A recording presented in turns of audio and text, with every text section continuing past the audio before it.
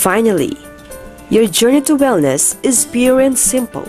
We have personally witnessed many people who have improved their level of health and happiness with the assistance of Vital C health products.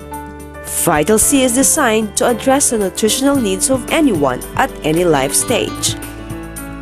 Noong year 2000, nagkaroon ako ng asthma at the age of 36. Siguro dahil sa stress, over-fatigue, kasi nga single parent ako. Napakahirap sa isang kagaya ko ang ganitong may sakit. Pag ako sinusumpong, minsan 3 times a week, naggagamit ako ng Solocartep, tinuturukan ako direkta sa ugat.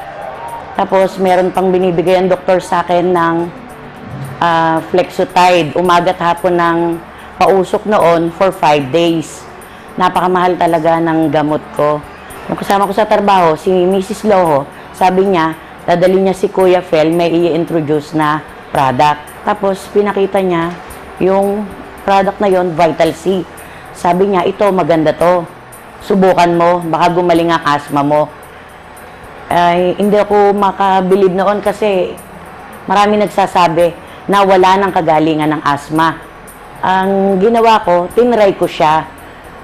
Kasi kung nabili nga ako ng yung pangturok, yung hydrocortisone, ang mahal-mahal, di ba? Paano na yung 750? Mas magaan kaysa doon. So, ginawa ko, kinausap ko si Mrs. Lo, sabi ko, paluwagan muna niya ako doon para makabili ako ng Vital C, para makapagpa-member. Kasi, syempre, kailangan ko rin yung gusto kong gumaling. So, ang nangyari, nung unang tinetake ko siya, nahihirapan ako kasi labas ng labas ang plema ko, lalo akong dinadalayat, lalo akong hinihika. Yung pala ganun talaga ang epekto. Ang ginawa kong pag-inom, ginawa kong 1 capsule kada oras. Pag ako tulog na, stop muna pag-inom. Tapos, 1 week, naramdaman ko, nababawasan yung plema ko. Naramdaman ko rin na nawala yung almoranas ko, tsaka yung pamamanhid ng kamay ko, nawala siya. Dati hindi ako makalaba rin kasi hinahapo nga ako, tapos namamanhid yung kamay ko. Ngayon, nakakalaba na ako. Malaki talaga ang naitulong ng Vital C sa akin.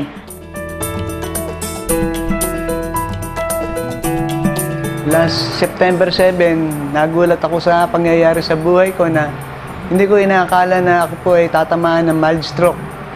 Dahil kumpiyansa po ako sa sarili ko na malakas ang katawan ko at wala po akong sakit.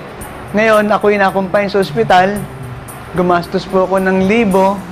Hindi ko po malaman ang gagawin ko maliban nung i-introduce sa akin ng kapatid ko ang Vital C. Sinubukan ko kung ano magiging epekto sa katawan ko. At naramdaman ko na may pagbabago na ang aking numbness ay unti-unting bumabalik ang kanyang pakiramdam at lumalakas sa aking kamay. At nagmimistulang normal po ang aking katawan. Hindi po nila malaman na ako po ay tinamaan ng stroke kasi hindi po nila halata sa akin na ako po ay tinamaan.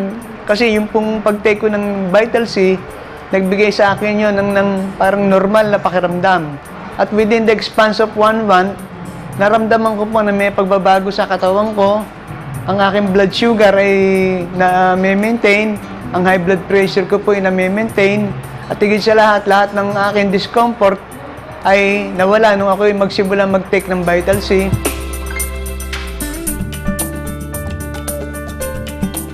Sa dami ng trabaho, hindi natin maiwasan yung na tumatakda yung oras na lipasan ng gutom dahil sa trabaho, maabot ng tanghalian, di pa makapananghalian kasi yun nga, nakakaranas ako na yung tiyan ko talagang sumakit, na namagana siya. Halos hindi ko na maigalaw yung katawan ko dahil para siyang namamagana yung tiyan ko. At yun nga po, nagpa-check up po ako na alaman ko na meron siyang maliit pa lang po siya na parang bato pa siya, maliit lang po. Sabi ng doktor, kailangan daw pong matanggal yon pamagitan ng pag-inom ng mga gamot. Sa dami na po ng nainom kong gamot, hindi ko po naramdaman dun yung kagalingan ko. At yun nga po, nung nakita na ng mga kapitbahay ko, yung katawan ko na talagang mahina na, nung maliit, kasi makalahati na lang po na itong katawan kong payat na hindi na makalakad. Talagang hirap na po ako, naawa na sila sa akin.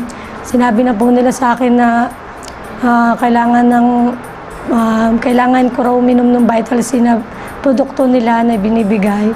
Baka sakali doon ay gumaling yung sakit ko. Bali po, 2 months ko siyang tinake. Talagang nakaramdam po ko na lumalabas po sa ihi ko yung mga sakit na sa loob ng katawan ko. Bali, maliliit po siya na parang butil po siya. Kaya po, yung naramdaman ko na biglang lumakas na yung tiyan ko, hindi na siya yung pag humihilab, masakit. Pag napipindot, masakit. Bali, totally po talaga nawala na po siya.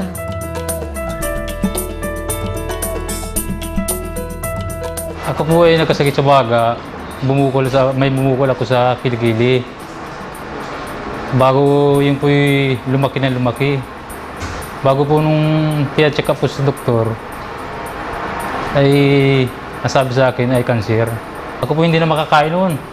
Pagka po nakakain ako na suka. Pag ako namin ng gamot, suka pa rin. Ako payat na payat.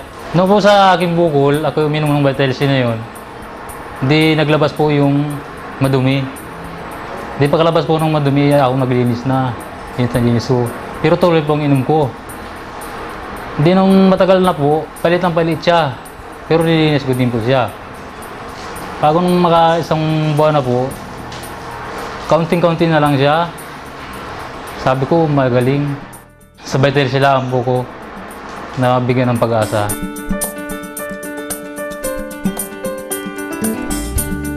Nag-umpisa pong pananakit ng ulo ko nung ako po ay first year high school. Madalas po siya, tapos po namimilipit pa po ba siya ng gano'n pag nananakit siya. Tapos nilalagnat pa ako. 1 month po ba ako bago makapasok, tapos lagi po akong absent. Pina-check up po ako ng mami ko sa Manila Doctors kay Doktora Salonga. Sabi daw po niya na meron daw po nagkukulang na oxygen sa aking utak. Tapos kaya po meron po komplikasyon dito sa kanang kamay ko, kaya pansin nyo para siya mas maliit siya kaysa sa kaliwa ko. Dahil nga po, naapektahan din po nung ako'y pinanganak ng mami ko. Inborn daw po ito, sabi daw po. Hanggang po sa nagtrabaho siya sa Maynila, na may nagsabi po sa kanya na may Vital C daw po na mahusay siya at nakakatulong daw po ng iba't ibang klase ng sakit tulad ng cancer at iba pa.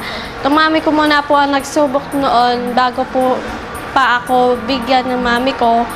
Binigyan na po niya ako ng 1 box. Then po, ininom ko po siya. Napansin ko po na may pagbabago sa akin na bumalik na po yung dati ko pong sigla, tulad po na hindi na po nananakit ang aking ulo. Kamay ko pong ito ay kung dati po niya sobrang payat siya, ngayon po tumataba na po siya at okay naman po siya, nakakapaghawak po siya kahit mga pencil. Dati po kahit na hindi niya po mahawakan, hindi na po nalagnat, nakakapasok na po ako, highest na po ako sa aking exam. Ngayon po, nagpapasalamat po ako sa Vital C dahil natulungan niya ako. Nahihilo ko, konti lang. Ang sabi ko doon sa friend ko, samahan niya ako sa doktor. Pagkatapos, sinamahan na nga niya ako sa kakilala niyang cardiologist. Kinukuha yung aking blood pressure. Tapos, pagtanggal niya finally ng stethoscope, siguro nakuha na niya ako 12 times or 10 times, sabi niya gano'n. Naku, Iha, something is wrong with you. Iko-confine na kita. Sabi niya, alam mo ba, your blood pressure is 240/160? Ho, sabi kong ganyan. Alam mo, sa iba yan, nakatumba na, tumba na. Pero ikaw, something is wrong with you talaga. I cannot send you home. Tapos nung gabi, lahat ng check up. Finally, sinitis scan ako. Tapos, kinabukasan, doon na rin sa hospital, na naka-confine na ako, sabi nung doktor, meron ho kayong brain tumor. Na ang nagtitrigger po ng inyong hypertension, hindi yung sa kinakain nyo o sa katawan nyo, kundi yung bukol na nakabara sa ulo kasi nababarahan na niya yung tubig, dugo, tsaka yung hangin. Kaya ang hypertension nyo napakataas, sabing ganon. So finally, naoperahan ako. Pero before my operation, tinapat na ako ng doktor na tatabingi ang mukha ko. Kaya ang mukha ko ay tabingi. Paralyze ang kalahating mukha ko. Ang mata ko hindi na lumuluha. Ang kalahati ng dila ko namamanhid. Ang tenga ko hindi na nakakarinig. Ang mukha ko ganyan, tumutulo ang laway ko. Pinapakain ako. At hindi ako nakakalakad. 4 months ako hindi nakalakad. Humina ang katawan ko. Pumayat ako ng husto, naka-wheelchair ako. Tapos, kahit subukan mo itong Vital C, syempre, hindi ko naman kilala yun. Lahat na lang gagawin ko para ako gumaling at lumakas. Sige, bibigyan kita. Sinuplayan niya ako ng Vital C. Araw-araw, iniinom ko yon.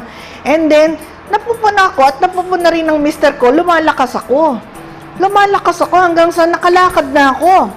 Lumakas talaga ako. Bakit? Parang hanggang sa tumutubo na yung buko. Dati kasi nakalbo ko.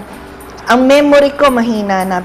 Ang mata ko sumobrang labo, pero ngayon hindi na. Pati yung mister ko na nainganyo dahil nakita niya yung pagbabago ko.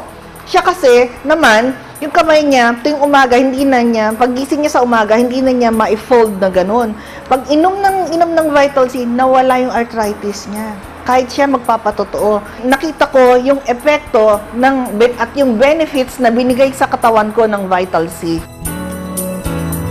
Soon, you too can feel good, look better, and enjoy greater health with Vital C.